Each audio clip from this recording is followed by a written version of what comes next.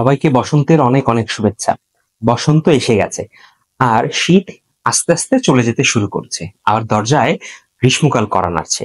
গ্রীষ্মকালে আমাদের সবারই একটু ভয় থাকে যে কিভাবে আমরা আমাদের বাসা অথবা আমরা যে স্পেসে আমরা থাকছি সেই স্পেসটা কিভাবে কুল থাকতে পারে।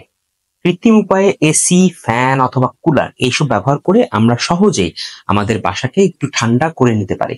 কিন্তু প্রাকৃতিক কি কি টিপস আছে যে টিপস গুলো ফলো করার মাধ্যমে আপনি আপনার বাসাকে অথবা আপনার অফিস অথবা যে কোনো স্পেসকে কিভাবে একটু শান্ত এবং কিছুটা হলেও ঠান্ডা করতে পারেন। আমি আজকে আপনাদের সাথে 5টি টিপস শেয়ার করব, যে 5টি টিপস ফলো করলে আপনি আপনার হোম অথবা অফিস অথবা যে কোনো স্পেসকে কিছুটা হলেও ঠান্ডা এবং কুল আরামদায়ক অনুভব করাতে পারবেন। চলুন দেখে আসি টিপস গুলো কি কি।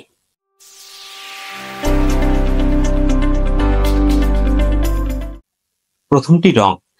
রং এমন একটা বিষয় বা রং এমন একটা জিনিস যেটা আপনার থিঙ্কিং বা আপনার লিভিং স্টাইলকেই চেঞ্জ করে দেয়।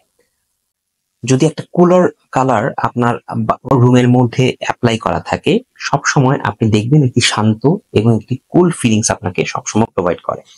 আপনি যদি কোনো হট কালার ইউজ করেন বা হট মানে গরম মানে লাল রং বা হলুদ রঙের মতো কোনো রং আপনি রঙে ইউজ করেন, সবসময় আপনি দেখবেন যে একটা গরম অনুভব হচ্ছে। আপনি যদি কোনো লাইটার টোনের কোনো কালার, হোয়াইট টোনের যে কোনো একটা কালার, গ্রিন লাইট টোনের একটা যে কোনো কালার আপনি ব্যবহার করেন, সব সময় আপনার রুম একটু লাইট এবং অনেকটা কুল ফিলিংস আপনাকে প্রোভাইড করবে। সো রং চুজ করার ক্ষেত্রে অবশ্যই লাইট টোনের মধ্যে রং চুজ করুন। দ্বিতীয়, জানালা। আমরা জানি, সবসময় বলি যে জানালা খুলে রাখা উচিত, বাতাস সব সময় যেন আমাদের রুমের ভেতর চলে আসে। জানালা যতটুকু বড় হবে অথবা একের অধিক জানালা হবে, তখনই আপনার বাতাস এপাশ থেকে ঢুকে ওপাশ দিয়ে বের হয়ে যাবে।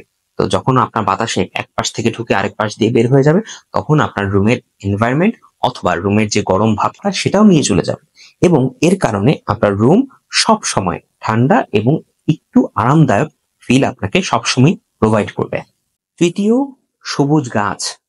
গাছের বিকল্প কখনোই কিছু ছিল না, কখনো থাকবেও না, কখনো হবেও না।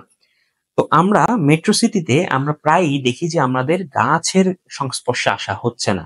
যেমন আগে অনেক বড় বড় গাছ আমাদের ঠান্ডা ছায়া দিত, ঠিক তেমনি আপনার রুমের মধ্যে অথবা আপনার বেলকনিতে অথবা আপনার যে কোনো স্পেসের মধ্যে ইনডোর প্ল্যান্ট আপনি ইউজ করতে পারেন, যেটা আপনাকে রুম টেম্পারেচারটাকে অনেকটাই ঠান্ডা করার জন্য এবং রুমটাকে অনেকটা কুল করার জন্য একটা ভাইটাল রোল পালন করতে পারে। এবং যদি অনেকগুলো প্লান্ট আপনি নিয়ে আসেন, তাহলে আপনারও চোখের অনেক হেল্প হবে, কারণ সবুজ রং সবসময় আমাদেরকে ভালো দেখা এবং ভালো ফিল দেওয়ার জন্য অনেকটাই হেল্প করে। চতুর্থ, পর্যাপ্ত জায়গা। আমরা জানি যে মেট্রো সিটিতে অনেকটাই জায়গা কম, অনেকটাই একটা টাইট সিচুয়েশনের মধ্যে আমাদের থাকতে হয়।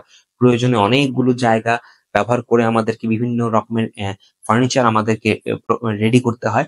কিন্তু চেষ্টা করুন যতটুকু কম ফার্নিচার ব্যবহার করে যতটুকু ওপেন স্পেস আপনি রাখতে পারেন। যদি একটু ওপেন স্পেস রাখতে পারেন, সেক্ষেত্রে আপনার যে বাতাসটা আপনার রুমের ভেতর থাকবে অথবা যে হাঁটা চলার যে বিষয়টা থাকবে, সেটা আপনাকে আরো হেল্প করবে রুমের একটু কুলার সেকশনটাকে বেটার করার জন্য। পঞ্চম এবং ফাইনালি, আমরা প্রত্যেকটা জিনিসেরই একটা পূর্ব পরিকল্পনা করা উচিত আমাদের প্রত্যেকেরই। আপনি যখন ফ্ল্যাট কিনছেন অথবা আপনি যখন ফ্ল্যাট রেডি করছেন অথবা আপনি আপনার বাড়ি যখন রেডি করছেন, তখনই আপনাকে মাথায় নিতে হবে, আপনি যদি টপ ফ্লোরে থাকেন তাহলে অবশ্যই জলছাদ দেওয়ার, এবং যদি আপনি ব্রিক ওয়ালের ক্ষেত্রে হলো ব্রিকটা ব্যবহার করতে পারেন, তাহলে আপনার এই কুলিং এর যে বিষয়টা বা এই হটের যে বিষয়টা অনেকটা আপনি কন্ট্রোল করতে পারেন। কারণ হলো ব্রিকের মধ্যে যে এয়ারটা থাকে, সেই এয়ারটা আপনাকে বাহিরের যে টেম্পারেচার এটা ভেতরে আসতে বাধাগ্রস্ত করবে, এবং ভেতরে যে কুল টেম্পারেচারটা থাকবে সেটাকে কন্টিনিউ নিয়ে যাওয়ার চেষ্টা করবে। সেক্ষেত্রে আপনি যদি কোনো ইলেকট্রনিক এসি অথবা কুলারও ব্যবহার করেন, তাহলে ভেতরটা ঠান্ডা হওয়ার পর খুব লং টাইম পরেই আপনার ভেতরটা আবার গরম হওয়ার বিষয়টা ক্রিয়েট হবে। তো অবশ্যই পূর্ব পরিকল্পনা করে নিবেন যে কিভাবে আপনি আপনার রুম টেম্পারেচারটাকে কিভাবে কন্ট্রোল করার চেষ্টা করবেন। তো এই 5টা বিষয়ে কথা বলার পর বা এই 5টা টিপসের মাধ্যমে আপনি আপনার রুমটাকে প্রাকৃতিক ওয়েতে ঠান্ডা এবং প্রাকৃতিক ওয়েতে আরো একটু কুলার এবং কমফোর্টেবল করে নিতে পারেন।